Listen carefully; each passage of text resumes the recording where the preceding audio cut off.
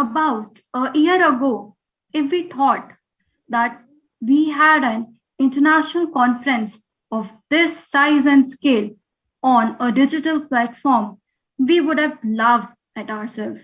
But then, as they say, necessity is the mother of invention. As Christopher Robinson, the famous film director, once said, "You're braver than you believe, stronger than you seem, and smarter than you think." Taking a great inspiration from these lines, I, Chuhi Gandhi, a student of PGP program, extend a very warm welcome to all the esteemed dignitaries, conference partners, faculty members, and fellow students to the first International Conference on Infrastructure Development, Theory, Practice, and Policy 2021, organized by Adani Institute of Infrastructure, Ahmedabad.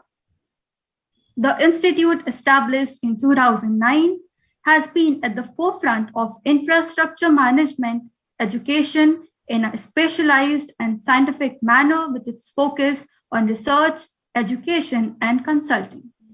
The COVID-19 pandemic has been challenging for us all. It has impacted each one of us in an unprecedented ways. The second wave in particular has been very severe. I hope that your family and loved ones are safe and express my heartfelt gratitude to all those who have turned up to be the part of this international conference. The coronavirus has widely been described as a black swan event, an event that has been hard to predict with unprecedented economic impact.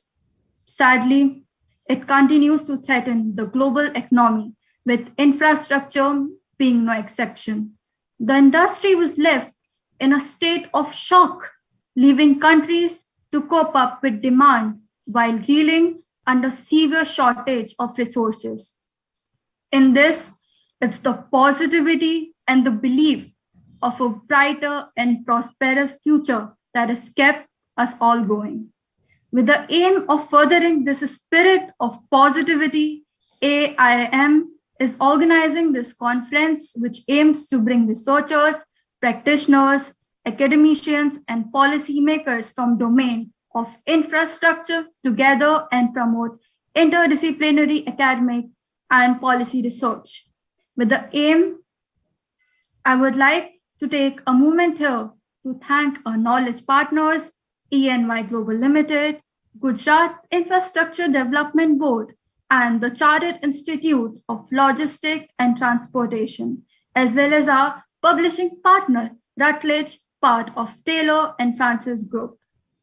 I'm humbled to share that we have lined up discussion with over 20 distinguished speakers and 15 paper presenters in these 2 days.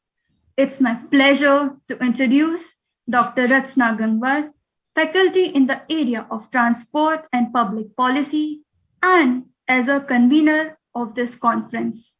Dr. Gangwar has been a part of research project undertaken for the Planning Commission, Asian Development Bank, and Railway Board. I would also like to take the opportunity to introduce Dr. Asta Agarwal in the area, faculty in the area of real estate and urban planning, and also the co-convener of this international conference. Dr. Agarwal is a fellow of the Indian Institute of Management, Ahmedabad, specializing in public system with a master's in economics. She has worked with leading consulting firms in India, where she was involved with infrastructure project with leading international agencies.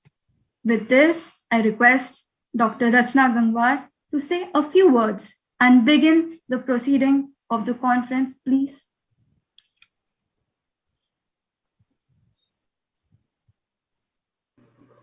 A very good morning to one and all present here. It is my privilege to welcome you to the first International Conference on Infrastructure Development, Theory, Practice, and Policy.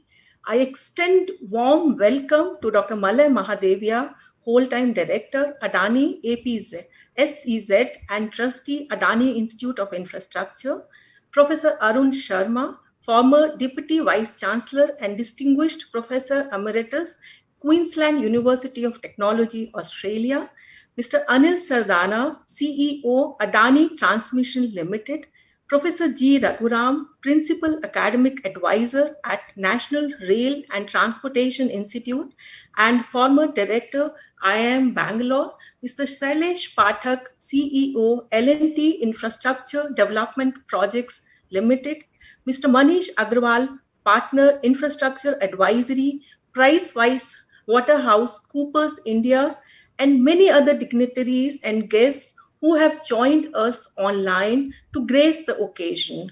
We at Adani Institute of Infrastructure Management strive to be at the forefront of infrastructure education, research, and consulting. This conference is a step in that direction, which brings a host of researchers, practitioners, academicians, and policymakers from various infrastructure domains together to share and exchange ideas.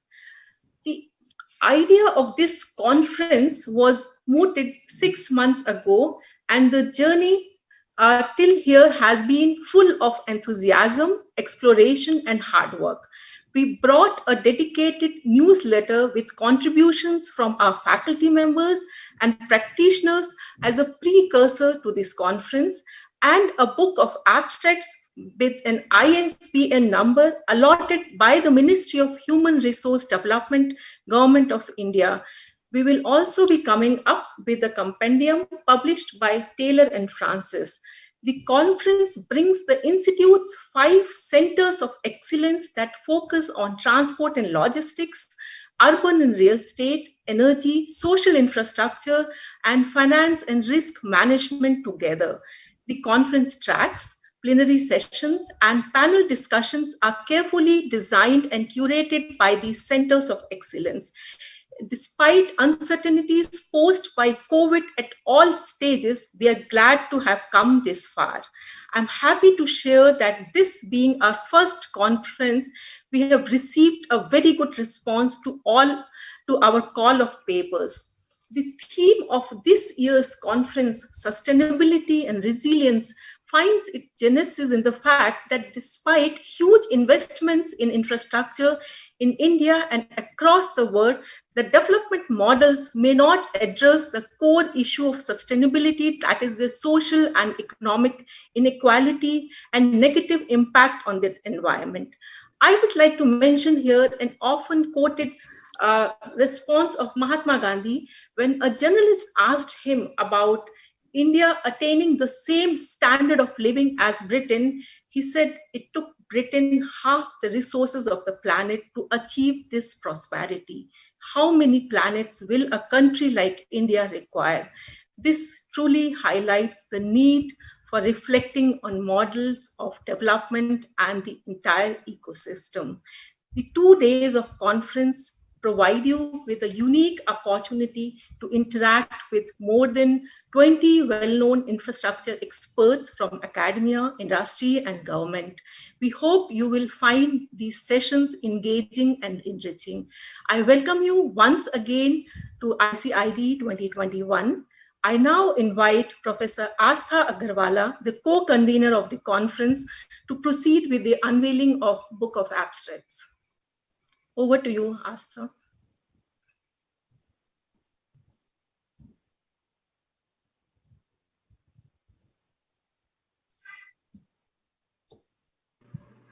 Thank you, Rachna. There's a famous quote saying, history is a pack of lies about events that did not happen, written by people who were not there. And there's another quote that says, research is what I'm doing when I do not know what I'm doing. So, that made us think that good documentation is probably the only bridge that connects the two, so that what the researchers are doing has to be written down meticulously so that we all get to know about it and our policymakers and practicing people take note of it, so that good academic research is used for business excellence and social good rather than just becoming history in the book somewhere. So this conference aims to take steps in this direction, and we are very happy to share that we are beginning this with a book of abstracts which covers all the original research themes that are going to be presented over the 2 days here and discussed threadbare. And we are delighted, as Professor Rachna already said, that the book bears an ISBN number from Government of India. Now, in order to unveil the book, we have the privilege of having amongst us Dr. Malay Mahadevia. I'm a big fan of Dr. Mahadevia, and many of us who have the opportunity of interacting with him are, not only for his professional acumen, but more for his art of storytelling and relating theoretical constructs with day-to-day lives of normal people creating value. Dr. Mahadevia joined the Adani group in 1992 and has been instrumental in developing Mundra port from conceptualization to commissioning level. He has been awarded Outstanding Manager of the Year by AMA in the year 2002, and in 2008 he was conferred honorary PhD by Gujarat University in the field of coastal ecology around Mundra area. He's been a member of many professional bodies, including Center for Engineering and Technology, Federation of Indian Chambers of Commerce and Industry, the Associated Chambers of Commerce and Industry of India, Board of Advisors for Maritime Studies in Gujarat University, Federation of Indian Industry. The list is very, very long. Dr. Mahadevia is currently spearheading the airport business of the group. And what I like is he always says stories are to be told. And now, sir, we add to it saying stories shall also be documented. So request you to kindly declare the book unveiled and then share a few thoughts with us. Yeah, Asta. I mean, it's absolute privilege to be amongst stalwarts, the names that, who are there today. All that you are saying, they're so tiny. So I feel very humble, obviously. I mean, in front of the people who are actually there today that you brought on, today. So first of all, compliments to you and the Institute for what, in this time that what we are doing. It's really painful to, what we are going through, not for, I mean, life has to go on, but millions of people suffering and so many dear ones that you see them not only suffering, we have lost a lot of lives. So, I mean, the nature is teaching us something that probably, and we are paying a very, very big price. So I just pray to God Almighty and wish everyone wonderful health and for the family. Also, I mean, you just mentioned that I'm a storyteller, right? So, and the theme of the conference, you said that is going to be sustainability. And I'm going to, now that you said, I'm going to tell you a small story. So, this is a 1997 story. And in 1997, when we were about to finish our work in Mundra, our contractor was L&T. And for some reason, L&T, we had a lot of problems, and the huge issue of soil, the kind of soil that we had thought it was not there. And because of that, the project got delayed almost 8 months. And obviously, there was a huge cost impact. Now, contractually, it was the responsibility of the contractor. So we didn't have to pay. So when the chief of general manager of L&T at that time came, a very dear friend, a person, really respect him, is no more now, but for someone whom that I learned marine engineering, a lot of lessons. Then he said, and that, this is what their loss was. This, when he talked about that loss, I said, that may be right, but then I'm not the person. I'm only a trustee of the money of the organization, but contractually, since it is not payable, so it is difficult for me to pay, regardless of I respect the losses. So 3 months went in all this, and he said that, Malay, you please, I whatever it is, but that since you are not paying, I will go to Gautam Bhai and request him. So I said, fine, by all means, I'm not going to feel anything about it. It's your money, so please do that. And he went to Gautam Bhai, approached Mr. Adani and presented his case. And Gautam Bhai asked me to kind of have a small meeting in Mumbai. We were sitting, we ordered cup of tea. By then, he understood what was the issue. And by the time the tea was over, he just said that, Malay, it was in those days, it was 3 crore was pretty big money. Probably, I don't know, in 97, 3 crore, what it means today. So in 30 seconds, he said that you pay. And I was really shocked and little inside, obviously, as what we are.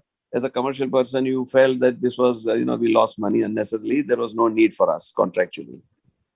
Another 10 minutes and, the gentleman had gone. And then I was looking at Gautam Bhai without obviously saying anything. And then he said that in 97, that Malay, we have to go a long way in the field of infrastructure. And it is not right for us to create in initial years of our life, where we are beginning our journey. It is very important that our contractors, our vendors, our stakeholders, we treat them not only fairly, but respectfully in terms of what they deserve, probably. But because I asked you and you said that, yes, they've lost money. Contractually, whether it was payable or not payable, since we had lost money, we will pay. Now, we didn't know what sustainability lessons were at that point of time. We never studied that, right? We never had any idea what ESG meant. We never knew what it means in terms of following those theoretical concepts as well will impact on my financial closures, ratings, XYZ. Nothing was known, neither to me, to Gautam Bhai.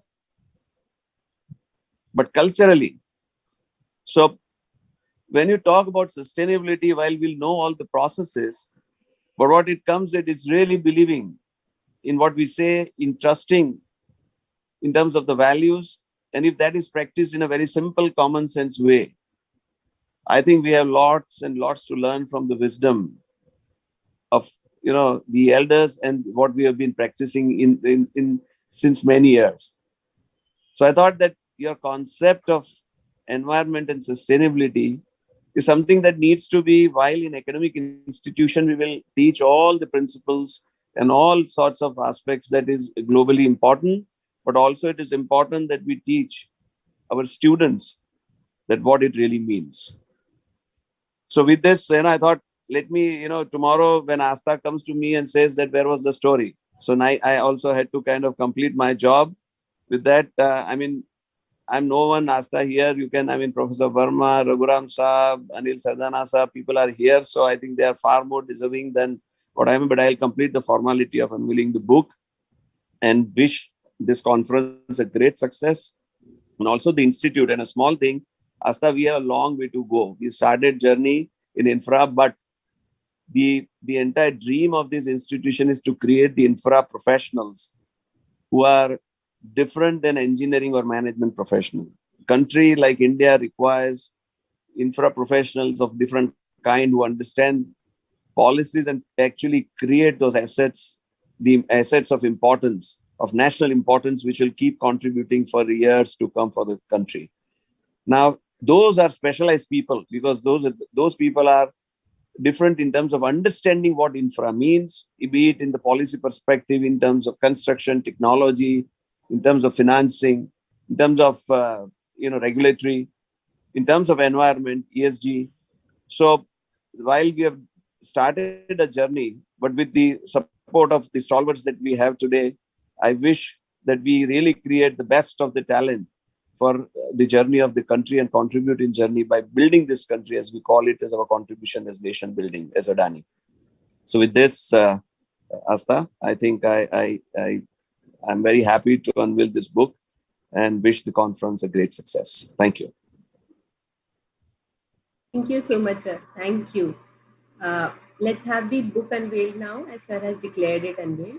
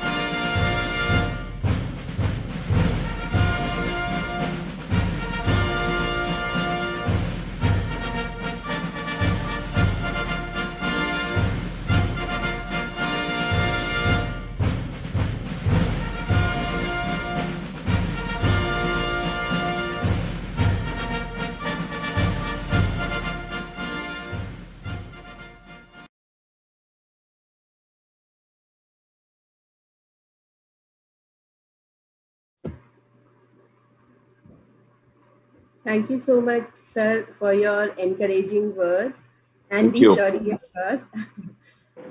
Now I request Professor Rachna to take it forward.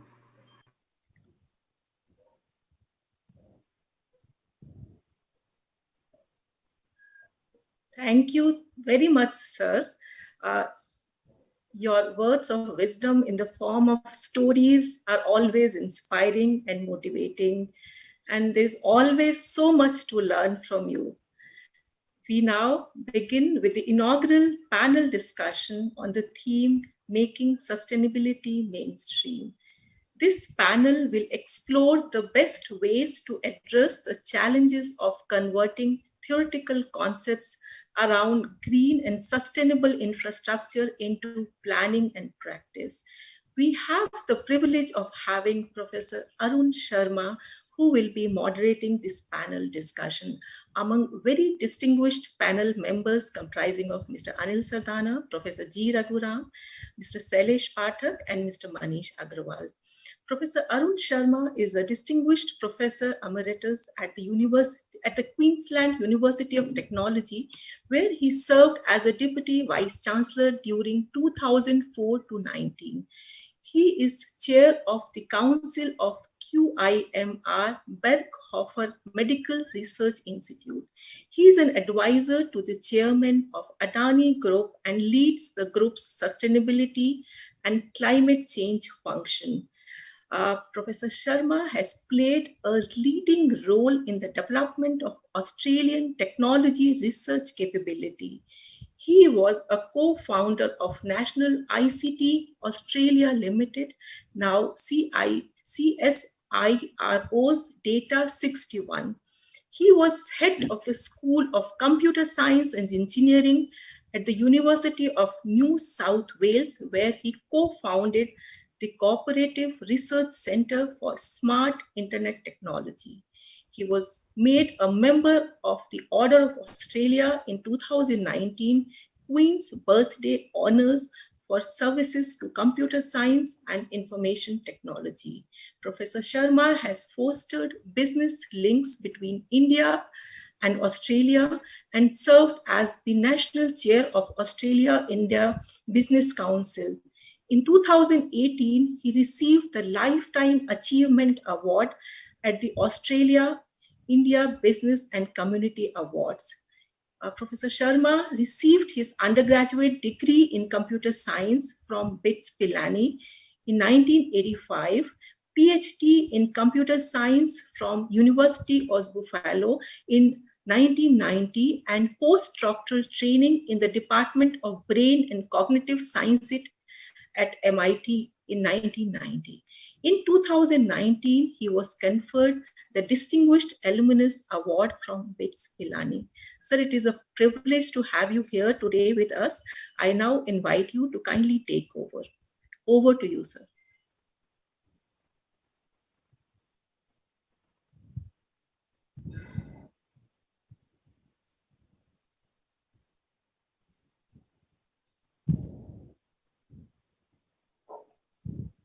Thank you, Rachna, for that long introduction.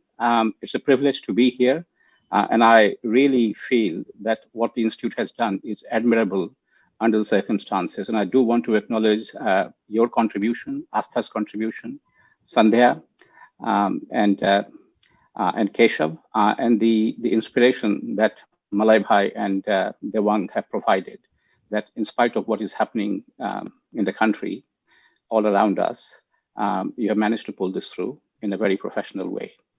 So congratulations. As I said, it's a privilege to chair this panel.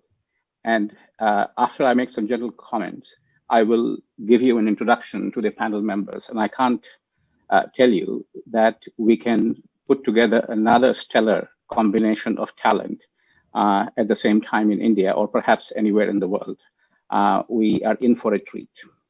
The panel members are experts, from the government sector. They have experience in government sector, in the private sector, in various aspects of infrastructure, both financing, development, regulation, and planning. And so they will be able to answer the questions. I will introduce them one by one, but I have been asked to give you some introductory remarks. And I decided that rather than going into the nitty gritty and bombarding you with all sorts of statistics, I just thought a couple of statistics and to reflect on three themes that will be needed where India will have to address the challenges and perhaps make this a competitive advantage going forward. So one simple fact is India needs infrastructure and energy, and India is on the cusp of one of the largest infrastructure growths history has seen, perhaps rivaled only by China's growth that we have witnessed over the last 2-3 decades. This is going to be a daunting challenge, but it also provides a great opportunity. But we are also facing climate change as a problem. And the recent Net Zero Cities report, because urbanization will be the biggest driver of infrastructure development in India. Cities in the world account for 3% of the landmass and 70% of the emissions. And while the world is so much focused on battery electric vehicles, cars, passenger cars, it is interesting to note that passenger cars account only for 8% of the emissions on the planet. Steel and cement, 10%, 7% is accounted for by heating, cooling, and refrigeration. As my friend, Mr. Sardana, who is on the panel, keeps telling, we have to electrify more, and that is going to be the solution. Electricity only accounts for 27% of the emissions. And when electricity accounts for 50% of the emissions, we will know that we are a long way down the track to addressing these emissions. So that's setting the context. What are the three themes that will be needed? And I've decided to keep a somewhat of a blue sky approach. And the reason is that we do not look at these things in a way that we actually can take advantage of. So one thing is the question of trust. And Malay Bhai did mention about creating trust with your stakeholders going forward. That's a very visionary and powerful statement to the origins and history of this group. The second is actually about innovation. And I'm not talking about innovation in terms of applying machine learning and AI. I am talking about innovation in terms of creating an ecosystem. And the third thing actually is about training. And I'll be very brief on all these three things. One of the big challenges, and the panelists will be addressing the issue, well, there is no benefit in going sustainable. There is no benefit in going green. No one is prepared to invest in it because the regulatory signals are not there. I'm not being rewarded by the customers for a more expensive product. That's true. On the other hand, you have huge amounts of global capital looking to invest in green project. Adani Green's meteoric rise over the past 12 months is a simple example of that. So where is the disconnect? There is huge amounts of money that is looking for investment in green projects. And then people who are undertaking green projects are basically saying there is no money. And the missing gap is trust. We don't know if this green project is really green.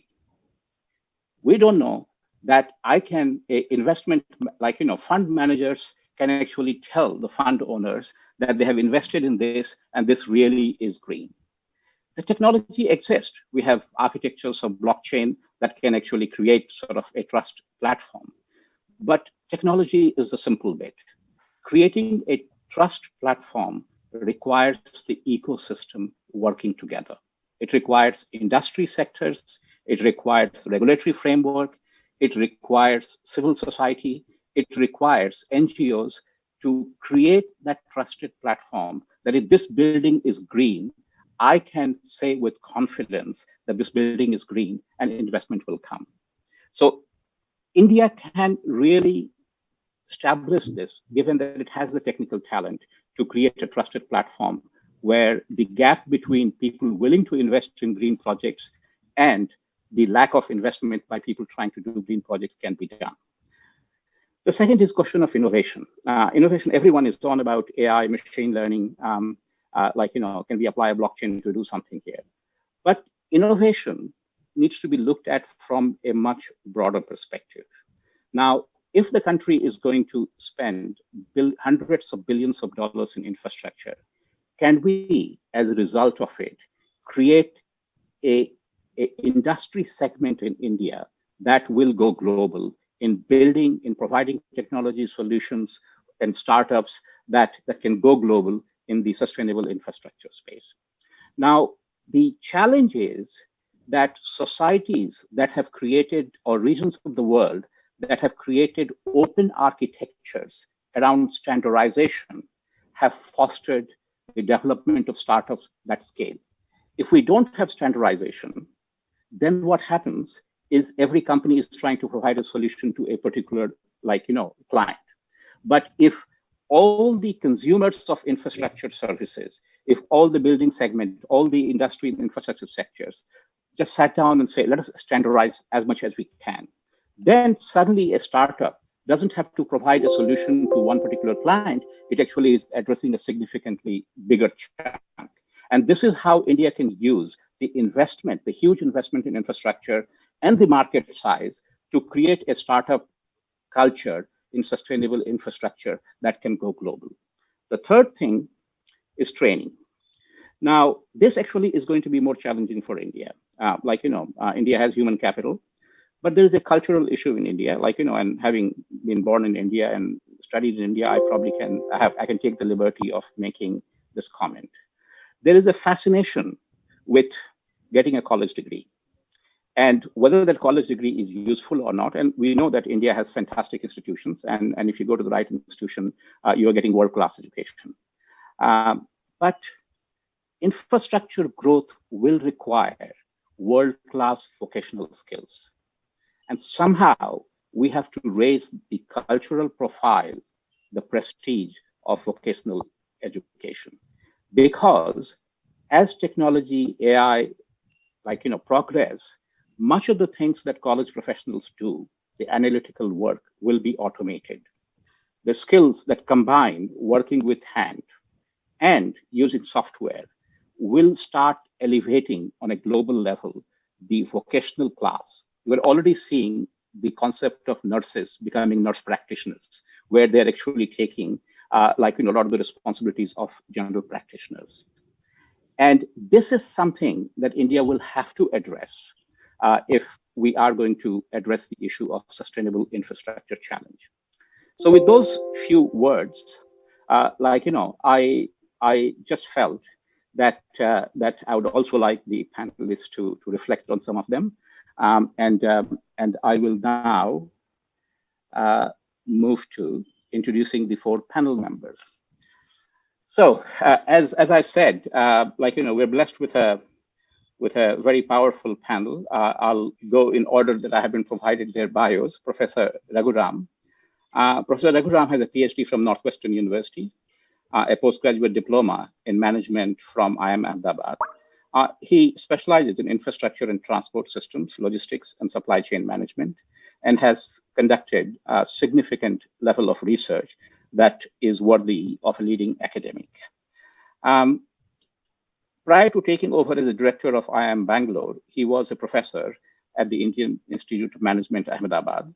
He was vice chancellor of the Indian Maritime University from 2012 to 2013. And he was the Indian Railway Chair Professor from 2008 to 2010. He was a member of the Global Future Council on Mobility of the World Economic Forum, and has served on various government policymaking and advisory committees for the Ministry of Civil Aviation, Ministry of Consumer Affairs and Public Distribution, Ministry of Railways, Ministry of Road Transport and Highways, Ministry of Shipping, Cabinet Secretariat, Comptroller and Auditor General, the Planning Commission, and various state governments. So welcome, Professor Raghuram. It's a pleasure to meet you, and we look forward to your wisdom. Then I go to my friend who have come to know over the past year, Mr. Anil Sardana. He's a veteran of 2 industries, telecom infrastructure and the energy and power sector. He's an MD and CEO of Adani Transmission Limited, Adani Power Limited, since 2018.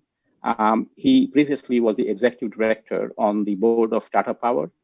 He was also the founding CEO and managing director of Tata Power Delhi Distribution Limited.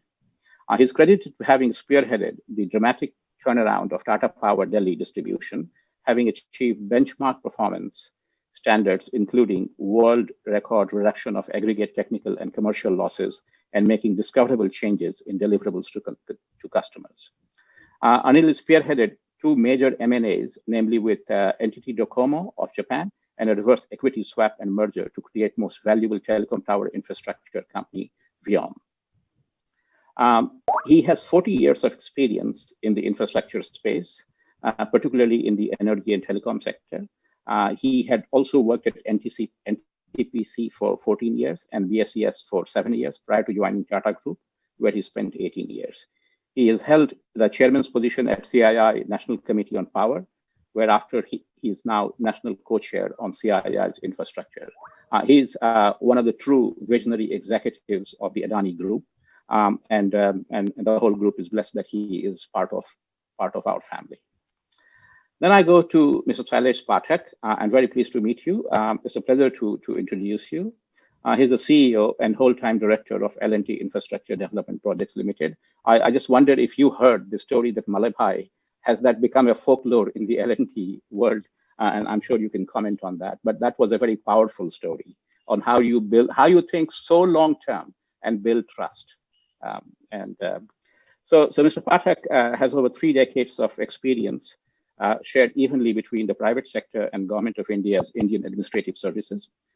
He has a 360-degree experience in infrastructure finance and execution, having worked in private equity, investing, and fundraising, both national and global, project finance, project structuring, preparation and appraisal, and investment banking.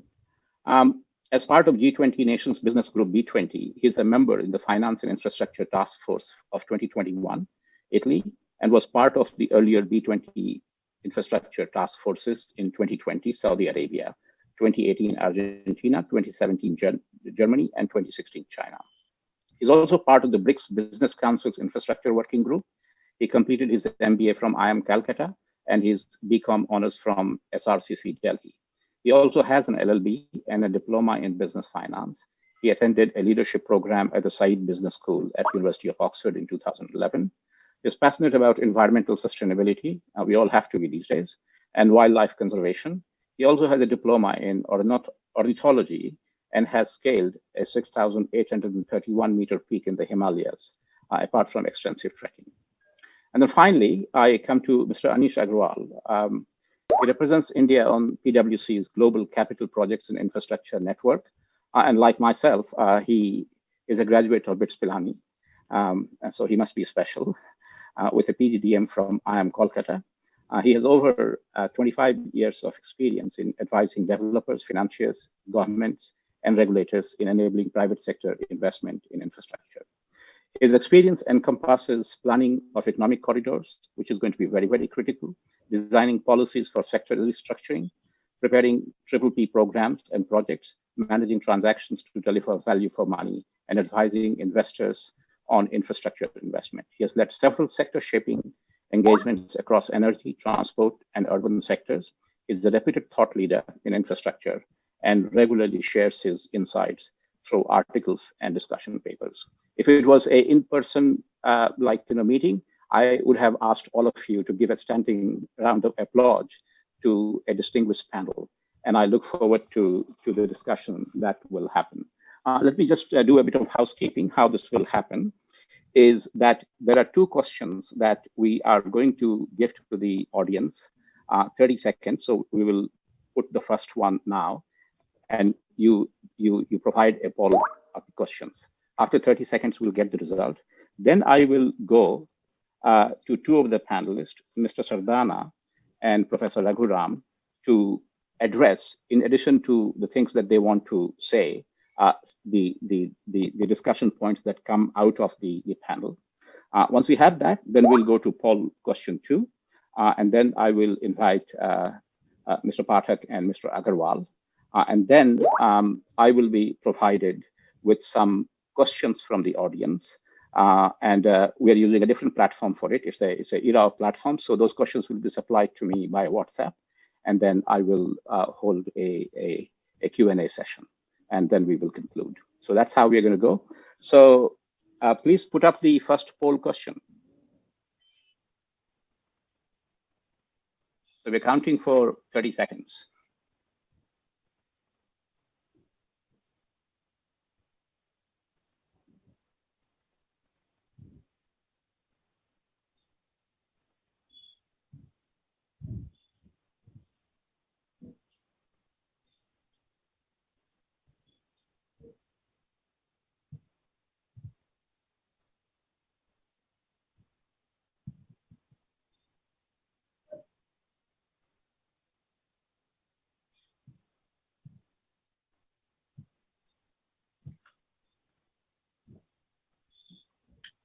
So we'll be sharing the results of the poll. Yeah.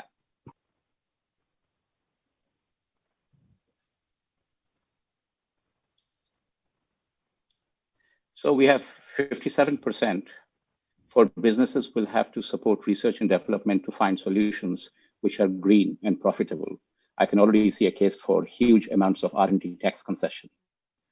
And then the next category is international cooperation is the best way to ensure sharing of best practices and financial resources. So with that background, I would now like to request Mr. Sardana and Prof, and then to share your wisdom with us and address some of these issues.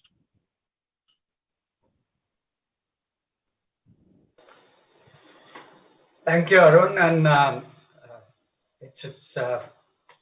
since the time is the essence, and I find that the session is left with very little time, so I'll, besides extending my hope that people will continue to be safe, move on to your question very quickly. I would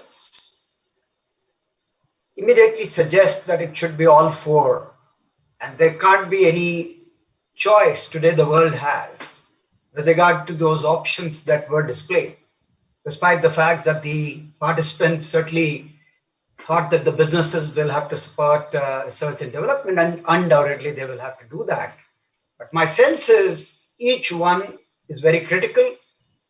And Arun is aware that we've been talking about the fact that the way the demand profile is going to change and the way the entire stakeholders are getting sensitive. And in this discernible world, they will demand benign and greener options in every aspect of the delivery.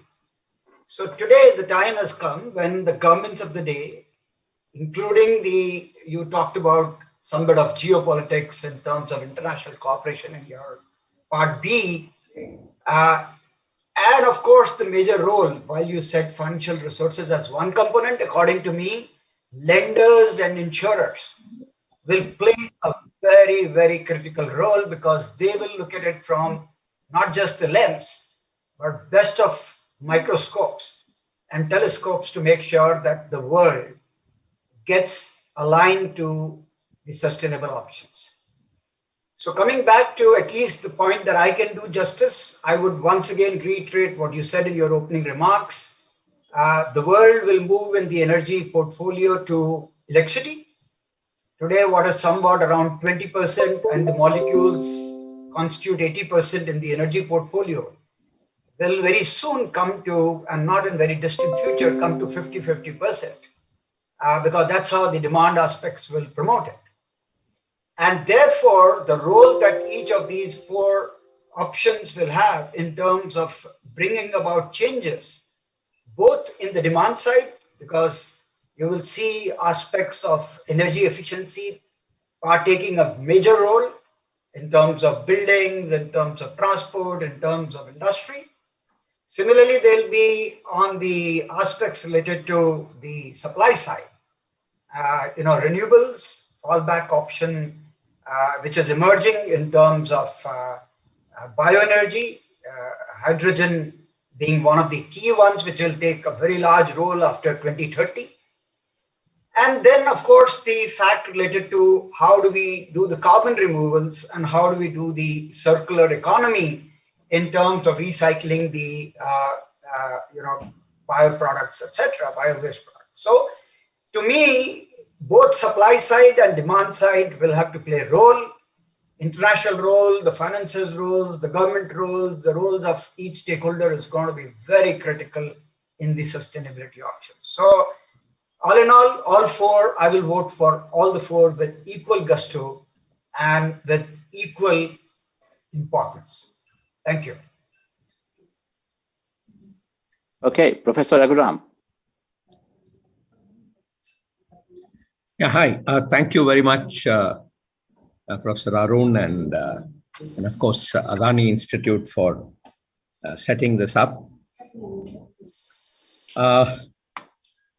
Yeah, no, talking of the four, so of course, obviously, they're not clearly mutually exclusive. And I think all of them, but I would differ from what Mr. Anil said. I would say that D probably, D is not in fact, D is probably the only one that's kind of the non-optimistic option, that things will remain primarily theoretical. I would beg to differ. I think, the hunger for doing more and doing better is very strong, and therefore, I don't think it will remain a theoretical construct. But otherwise, definitely, we need government policies, we need cooperation, internationally, and of course, businesses have to support R&D. I mean, I guess government policy also has to support R&D.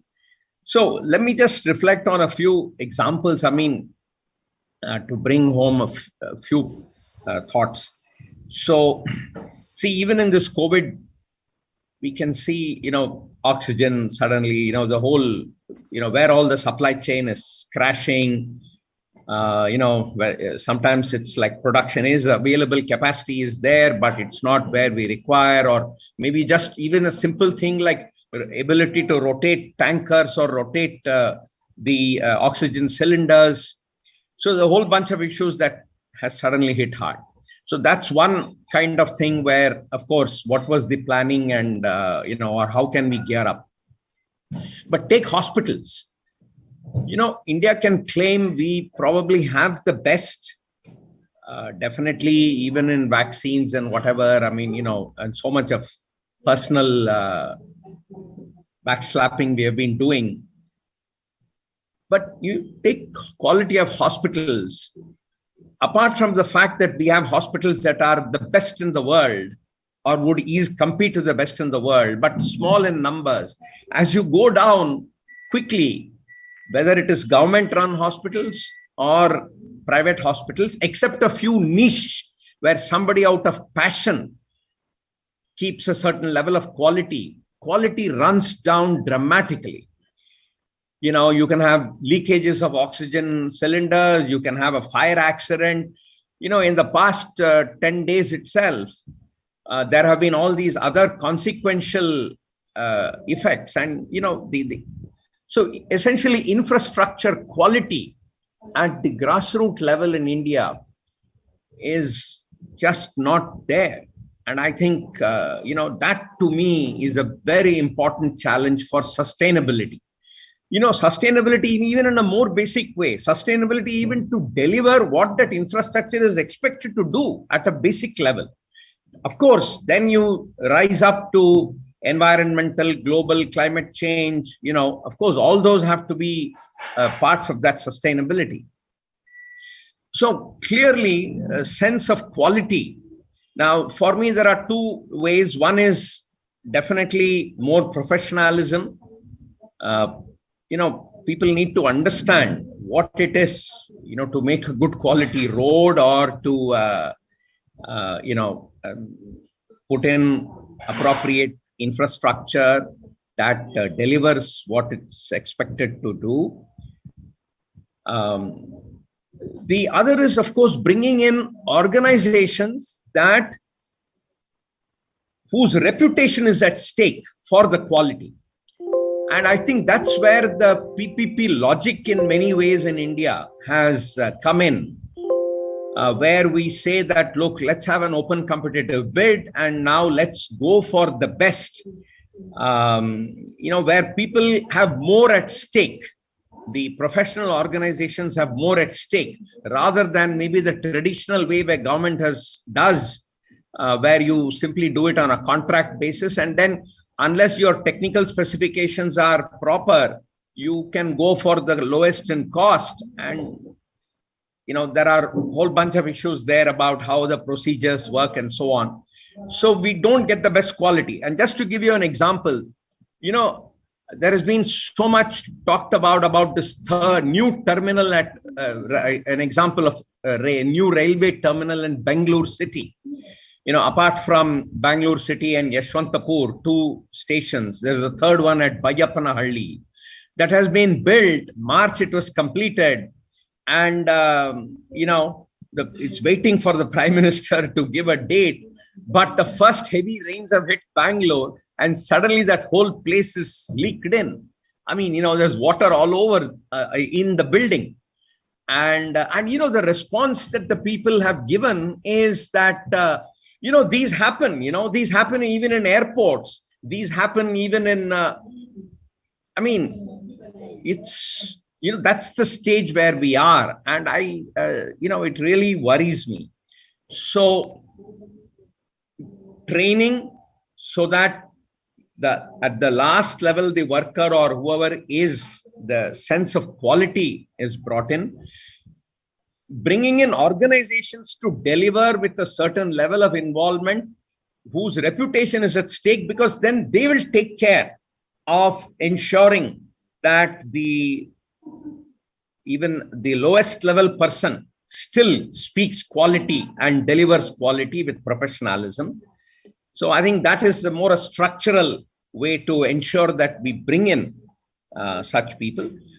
I would also add the third thing is even defining this, what is the scope of the project, or project structuring, as I would like to call it. For example, in expressways, again, I sometimes see that in this idea of greening, so we want to put trees, social forestry along the road. I don't know, sustainability has multiple dimensions. Of course, green, but safety. I would not like to see trees for quite some distance outside of an expressway, which is meant to bring in speed. And when you bring in speed, you'd like to have a forgiving road, meaning if somebody does a mistake, they should not have to face the consequences of just having a greater damage. So in most countries, if you see expressways, you would not see trees. In fact, it improves visibility and so on. So sometimes there is also lack of understanding what is involved right at the highest levels, right? So I think tremendous focus on quality, bringing in structures that bring in organizations that will deliver quality. Of course, defining what needs to be done in such a way that this sustainability is dealt with. And of course, underlying all this is R&D. I cannot but emphasize that India is highly under leveraged in terms of R&D. Whenever we want to do something new technology, get a quantum jump, we are still looking globally. There is no dearth of talent in India, but the R&D support, number one, from government, and number two, from business. And I think that point that business must support R&D, it's really, that it has come out as the first, choice here, speaks a lot for that. So that's really where I'd like to leave it. Yeah. Thank you. Well, so thank you, Professor Raghuram. I think we have some very interesting questions, and that we obviously can follow up. But let me now, for the sake of time, if the second poll question can be displayed on the screen.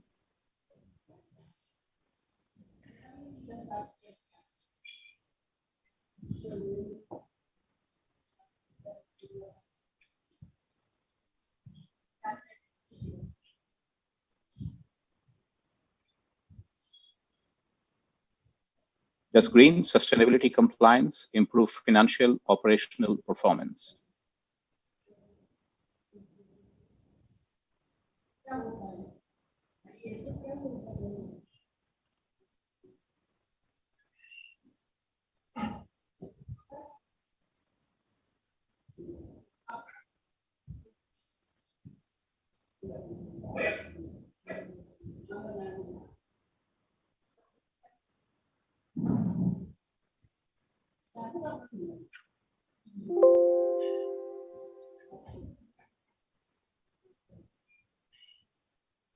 Sir, may we share the results? Yes, please do.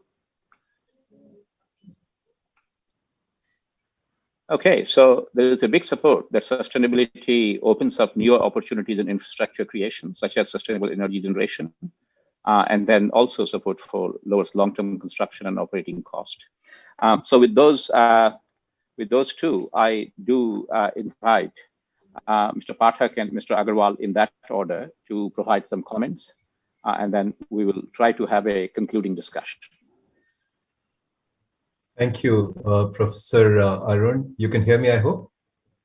Yes, we can hear you. All right. So let me come to the results of the poll at the end. Let me begin by saying that when Juhi spoke in the beginning, Juhi Gandhi, and he said that 2009 AIIM was established, we were not as sustainable as we are today. For instance, if we had this conference 12 years ago, all of us would have taken planes to come to the AIIM headquarters. And had COVID hit us in 2009, we would have been much worse off. Today, we can address 250 people in this conference using our own laptops and internet. 2007 was the first iPhone. So that's how quickly things have changed. 2009 and 2021. And to begin with, because there are a lot of younger and smarter people in this audience, let me just say that we will see much more change in the next 10 years than we have seen in the last 30 years during my career. And I'm extremely hopeful that the kind of professionals that Dr. Malay talked about, infrastructure professionals, AIIM will be the lead contributor for that. I'm a student of infrastructure, and China is a good classroom. So I will share a paper on how China manages its construction and infrastructure with Professor Rachna and Professor Asta and Professor Arun. And what I really learned was they built capacities not only in the national capital, but very, very specifically in regions. And they impaneled what they call design studios or architects. And what Professor Raghu was talking about, and you talked about, Professor Arun, that you have to have standardization to encourage innovation. It cannot be, an isolated effort. But to specifically talk about the three themes that you mentioned, trust, innovation, and training, I'd suggest that the kind of trust that there was in the infrastructure sector 10 years, 20 years ago, let me just say it is much higher today. Infrastructure outputs are much more dependable. Innovation is being practiced. Just to, from global to local, when I took over in our company, which is a developer platform, largely in energy and transportation, electronic toll collection in August 2017 was 16% of total collection. Yesterday, it was 96%. This is in less than 4 years. So innovation is happening. Training is what we really, really need to step up to. And again, a small number. The US, America has 9 cities that have a population of more than 1 million. That is 10 lakhs population plus. India has 53 cities. And these cities, 53 will become 65 very soon. But the kind of urbanization discourse, the academia, the theory, the practice that I see in the US, India is so far behind. So there's so much to do and so much to catch on. But the good news, in the US Interstate Highway Federal Grants Act was passed in 1956 by President Eisenhower. In the next 9 years, most of the interstate network was built. In India, we will do the same kind of greenfield expressway construction in less than 8 years.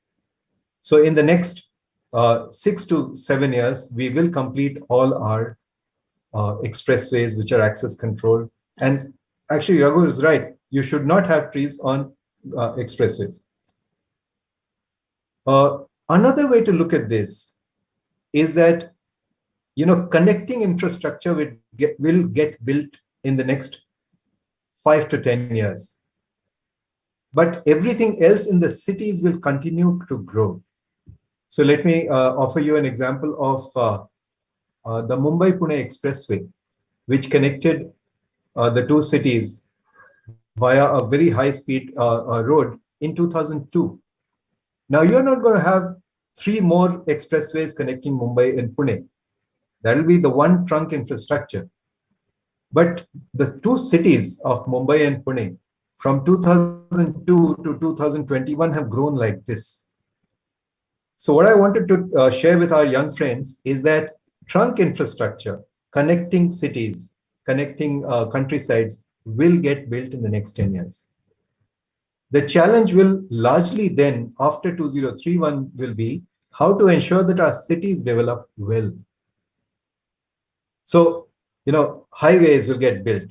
The Mumbai-Ahmedabad high-speed rail will get built. In less than 5 years, we will be taking the train. Gas pipelines, electricity transmission lines, all these will get built in India in the next 10 years. But the cities that we have will continue growing. And I would like to suggest that the city that you grew up in, whoever you are in India, is double the size it was when you were in school.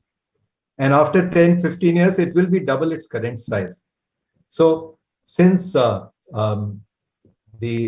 institute, AIIM, has 5 themes and 5 schools: transport and logistics, the construction challenge in 10 years, and then the operation challenge. Urban and real estate is going to occupy us for the rest of our lives. Energy, the kind of transitions and innovation that we are having in green energy, I am confident that we will look for much better times. Social infrastructure is something that is work in progress. And finance and risk management is probably the most nimble. I started my career as a project finance person. I can see the change. So what can we do, for instance, to promote sustainability and green infrastructure in cities? And I'd like to begin by saying, if any of you is drinking water out of a plastic bottled water, then you have lost the race. And this is a change that I have seen in the last 5 years in India. That a lot of companies that used to use plastic water bottles and Bisleri have now switched to bring your own bottle, bring your own glass. This is a very simple thing. And as I remember Xi Jinping in China telling us in the B20 in 2016 that there's an old Chinese proverb, actions speak louder than words. So coming back to the ground level instead of 30,000 feet, what are the things that we could do to promote sustainable infrastructure, in particular in our cities? And because we have not spoken about this so far, we have a lot of successes in the Indian airport sector, and things have changed for the better. Where things have not changed is the railway stations. Where things have not changed is the bus stations in cities. And I don't know whether most of you have taken flights or not, but I'm almost certain that most of you have been on trains and buses. So why is it that our concept of sustainability only extends to infrastructure for people who speak English? What about the people who speak Tamil, Telugu, Bangla, Hindi, Urdu, Gujarati, Marathi? And those are the people who travel by trains and buses. So can we, as AIIM, specifically focus on how to get our bus terminals better, how to get our railway stations better? That is where Bharat travels.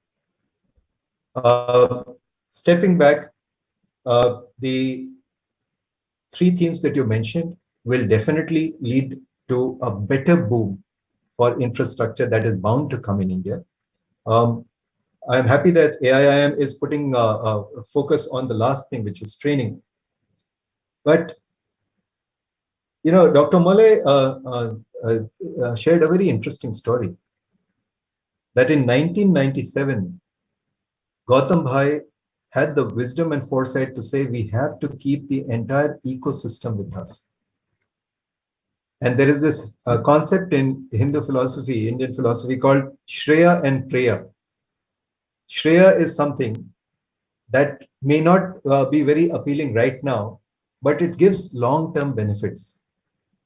And Preya is something that you want to, it's a rasgulla that you want to gobble up right now, even if you get indigestion later. So sustainable and green infrastructure is like Shreya. It will cost a little more, but it will give long-term benefits for us. And coming back to my example of electronic tolling, we could see it coming. In 2016, we told our company that we have to invest in technology. Stopping every vehicle, taking money, cash from them and giving them a receipt is just pointless. So this is like robotic process automation. We did it. And today, quite frankly, the experience of passing through a toll booth is far better. We did have to invest that initial expenditure. In transmission lines, we have a 765 going up from the earlier voltage lines. Even though it is slightly more expensive, the lower transmission loss makes up for it. We have invested in solar panels in all our offices and plazas, and we are reducing our grid energy consumption. But lastly, I'll just say, this conference is all about theory, practice, and policy. I have been part of policy when I was Secretary Public Works Department in the government and the State Infrastructure Corporation head.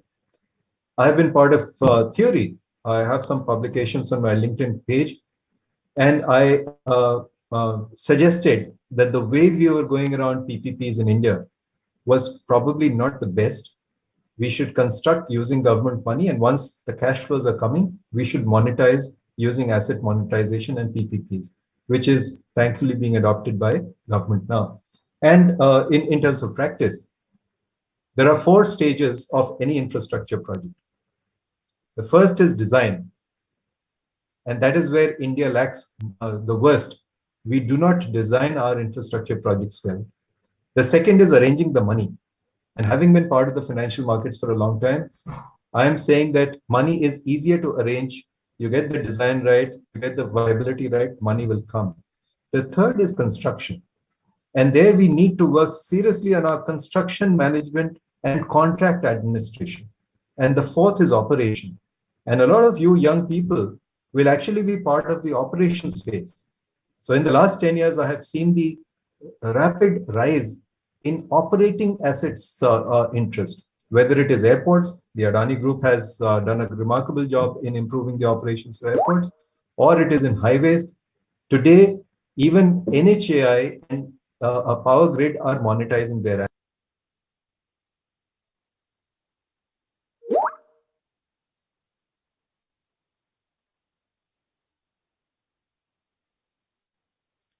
I think we have lost Mr. Pathak.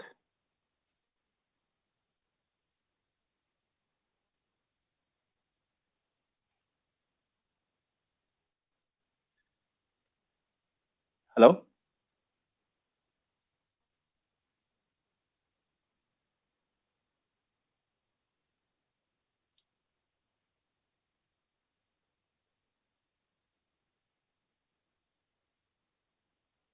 Professor Sharma, it seems Mr. Pathak has disconnected.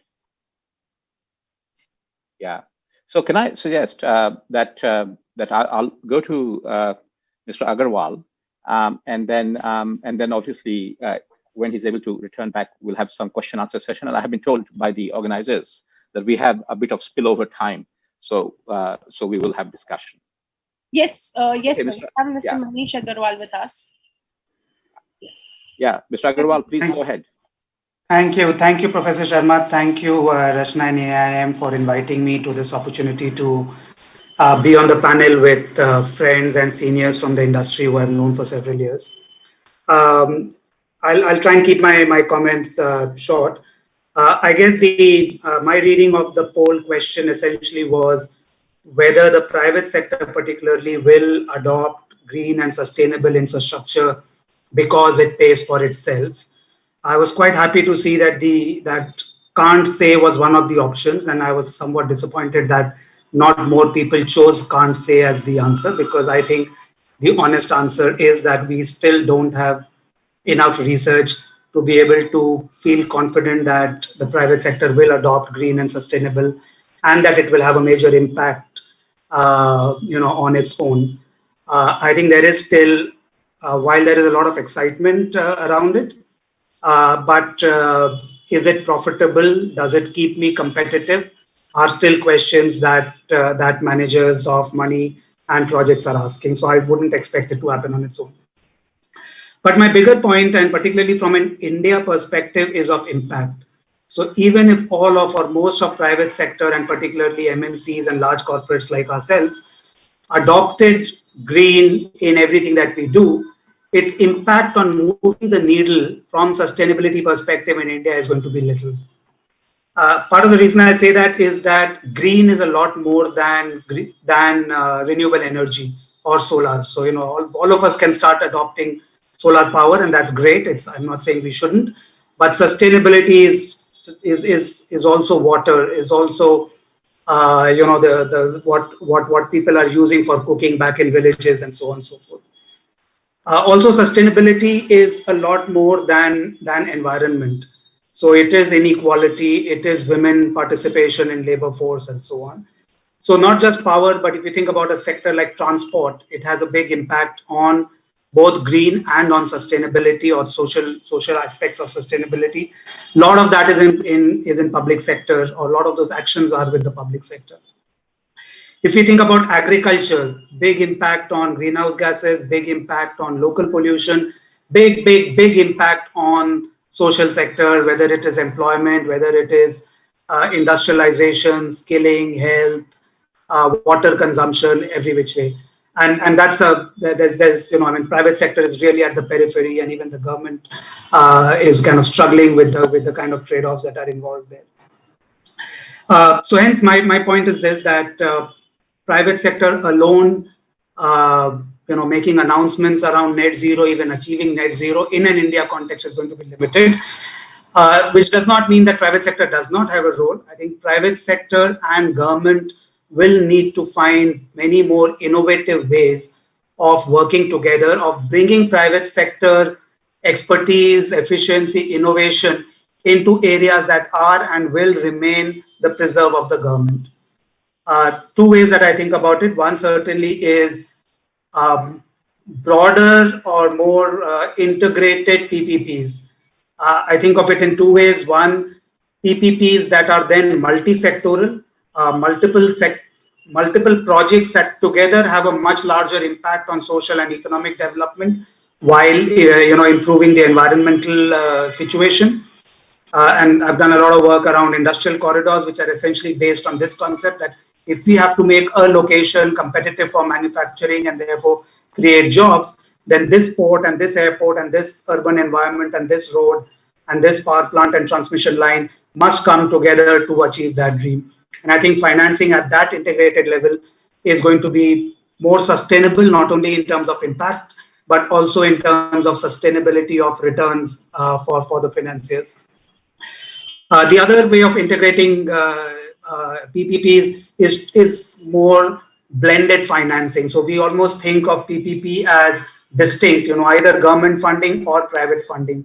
I think we will have to see more and more of how can private sector capital leverage government capital. One way is like Shailesh, and I know he's been saying this for a very long time, is to bring private sector in and take that money out to build new once the project is done. Hybrid annuity model is another, but I think we will see more and more innovation of that sort. The other thought I have is somewhat more radical, is to say that if private sector actions are driven by ratings, how am I rated on the ESG scale? I think that rating scale will have to be then more aligned to actions that are relevant to India and to who will take those actions. So to take a somewhat extreme example, when we are competing to attract investments into India, large manufacturing investments, one of the elements we compete on is tax rates, and we are constantly under pressure. Our tax rate must come down compared to, say, Vietnam or Bangladesh, or etc., etc.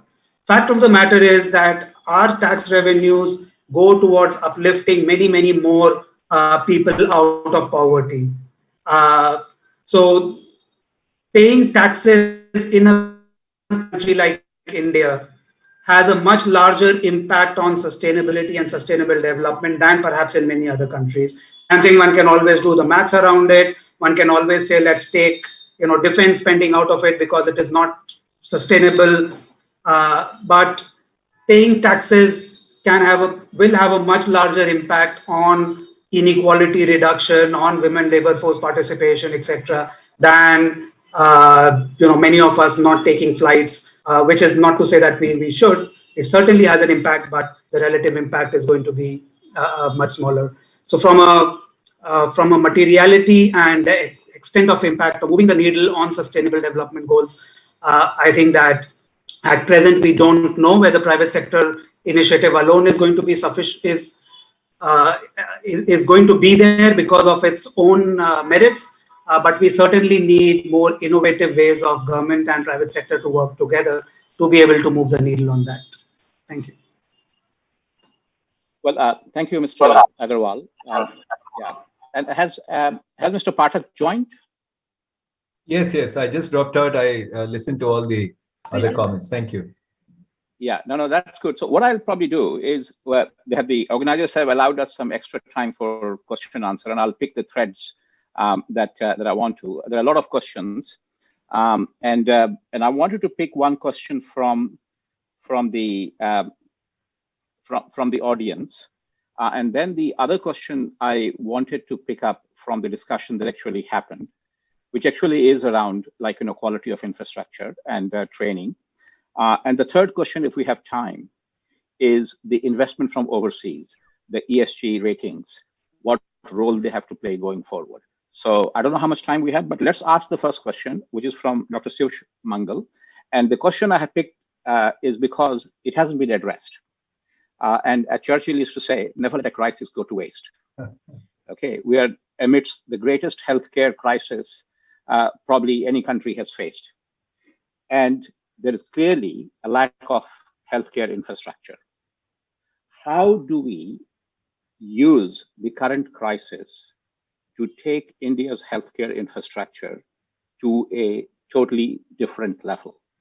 And because there might be a political and community support for it, where the political leadership might be willing to invest it to not have something happening like this in the future again.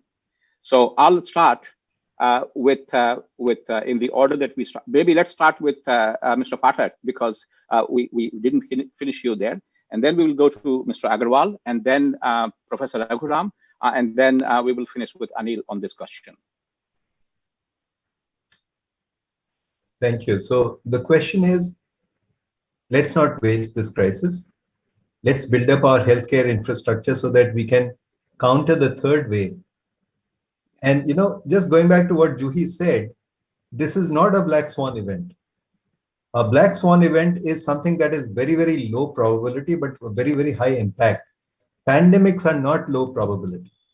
Pandemics keep happening. And what, East Asia has done, particularly Japan and South Korea, is they have created their health infrastructure and pandemic proofed themselves. They've had the SARS, they've had the other viruses. How can India do this in the next, let's say, 365 days?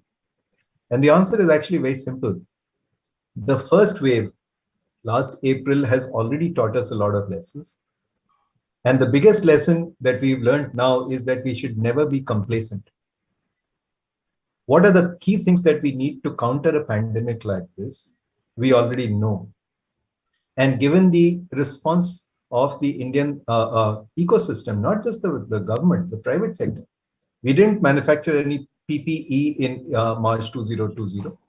Today we are Atmanirbhar. We are definitely going to be Atmanirbhar in our oxygen concentrators within the next 365 days. But the broader question is, how can we improve primary healthcare infrastructure in India? And with the experience of having been exposed to the cutting edge, You know, there are 5,000 people which are catered to by a primary health center in Gujarat or in UP or in Tamil Nadu. And we must make sure that we digitize our primary healthcare infrastructure so that within that 5,000 people, on an average, 200 babies will be born each year. And those little infants, girls and boys, and the mothers get their 3 shots of vaccination. And it is, to give you an analogy of a fire engine, instead of trying to douse the fires across the city, it is better to put the codes in your buildings so that fire is retarded. So that is what I would say. And in recent times, to take an example, yesterday the 18 to 45-year age group was opened up for registration. More than 1.28 crore people registered in less than 24 hours. Again, when Adani Institute was started in 2009, this would not have been possible. Which is why, how can we digitize and how can we build up our primary care infrastructure? Hospitals are like a fire engine. They are the place of the last resort. How can we build our primary care infrastructure is a challenge. Thank you. Okay, well, thank you. No, I think they're excellent comments. And Mr. Agarwal. Yeah, no, absolutely agree with Shailesh. And I think just adding on one more dimension to what can we learn from the crisis and what can we proactively do to make the future different. I think one of the concepts that we can challenge is that densification is necessary for competitiveness, economic growth, and therefore cities and so on. And we have the kind of cities of Bombay, Bangalore, etc., which houses large numbers of urban poor in extremely bad conditions, which has all come to the fore because of migrants going back and coming back and so on. So I work with an NGO in Devariya, and our argument is that a person in Devariya, his ambition is to get to a Delhi or a Mumbai, if not to a Lucknow or a Kanpur, if not to a Gorakhpur. Why can we not create good conditions for the person to be in Devariya, use technology, use connectivity? So instead of a Gorakhpur becoming a Lucknow in 10 years, can we make Gorakhpur, Kushinagar, Devariya as a Lucknow? The travel time from Devariya to Gorakhpur will be probably less than from Andheri to Kolaba. And certainly less than from Noida to Gurgaon, and we know many people who do that. So I think that's one thought to take away. How can we use this crisis for spreading out development, using technology and local connectivity to leverage the large infrastructure that is being built to still have the benefit of large cities, but not necessarily dense cities. And with all the new, manufacturing or assembly areas coming in, which don't already have a natural hub, instead of that kind of accumulating to the same hubs, what is that additional push that can be given to create new hubs in other parts, particularly in the, taking this as an example, which is Eastern UP, Western Bihar, very large population, which provides workers to all the factory or many of the factories in any case. So I think that's one idea I would leave on the table. Thank you. I think that's an excellent one. I think we go to cities because there are health institutions, there are educational institutions, and if we designed it in such a way that smaller centers have great world-class health institutions, then there will be a reverse migration, and we know that people, at least in the consulting world, can work from anywhere. So that actually is a very useful point. Professor Raghuram. Yeah. So, of course, it's not as though government policy has not recognized this. I mean, the whole idea of primary health centers and all that. So I had an opportunity to study some of these few years ago, and you have a building probably with the level of access that Mr. Agarwal is already hinting at, but you just have buildings. And there are equipments, maybe at the start, when the primary health center was inaugurated, it had reasonable equipment. Now, did it have staff? Maybe initially, but many times staff don't stay there. And then there's nobody to take care of the equipment. And it's all, and so today the quality of primary health centers, and therefore the primary health care is not up to the mark. So I think there is an issue of how do you so one is, I'm sure we can, with the latest that we know, and maybe with more digital consultations and whatever, you can still improve that quality. But I think the availability of human resources is one of the big challenges.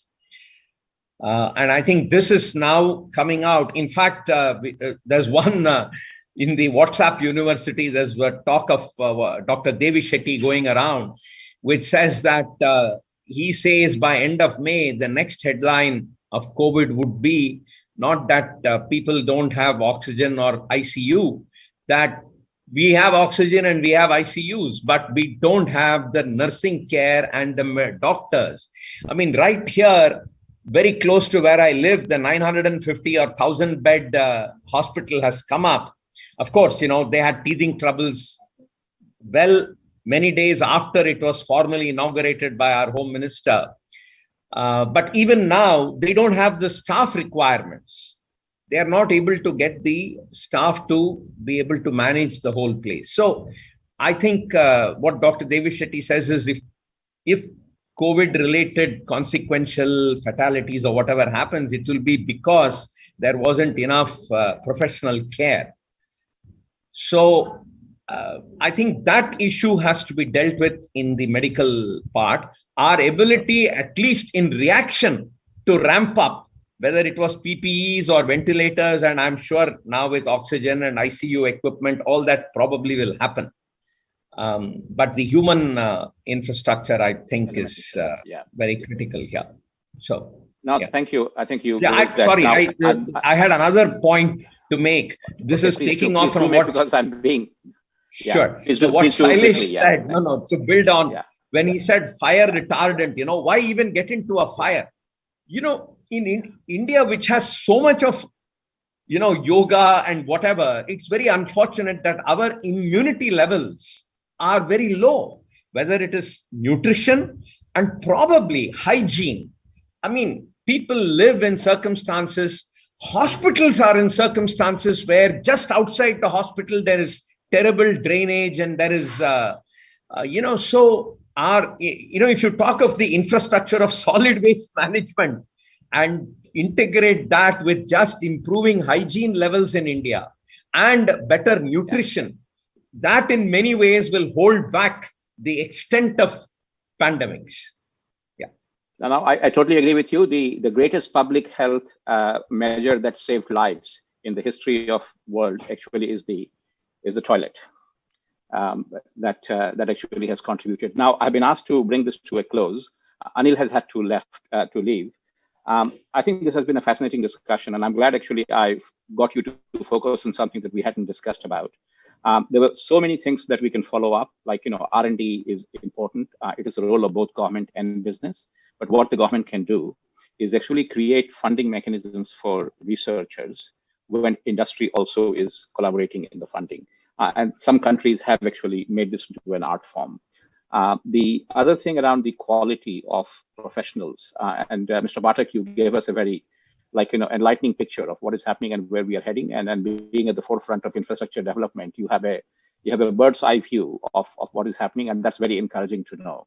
But if you look at some of the Western countries, why has the vocational studies become extremely important? The quality of work is good. There are other things to play. Society has very low tolerance for health and safety. Okay, in Australia, a single death in a mine is going to occupy the board and the CEO for the next 2-3 years. That's the kind of thing that is there. So that tolerance level also has to decrease, so that the quality of the vocational training becomes important. The role of the media is going to be fairly important. When I was growing up in actually Bihar, there was a Chasnala, and there haven't been major mining accidents of that scale in India because of the free press. Whereas there are countries with no free press where such accidents kept happening. So we have to look at broader measures to improve the quality. And the third final thing is, we have talked about public-private partnerships, investment.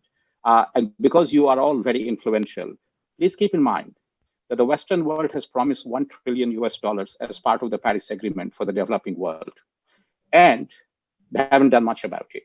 So when you design PPP programs, ask them where that money is. Like, so there is the government money, the public finance, there is the corporate money, and try to get that pot of money for India's infrastructure development. So with that, I would like to thank all of you. Anil, I didn't know the three of you. So I'm very pleased that we had this opportunity, and you have made a fantastic contribution. The number of questions that have remained unanswered are many. So thank you again for your contribution. Thank you. Okay. Thank you. Thank you.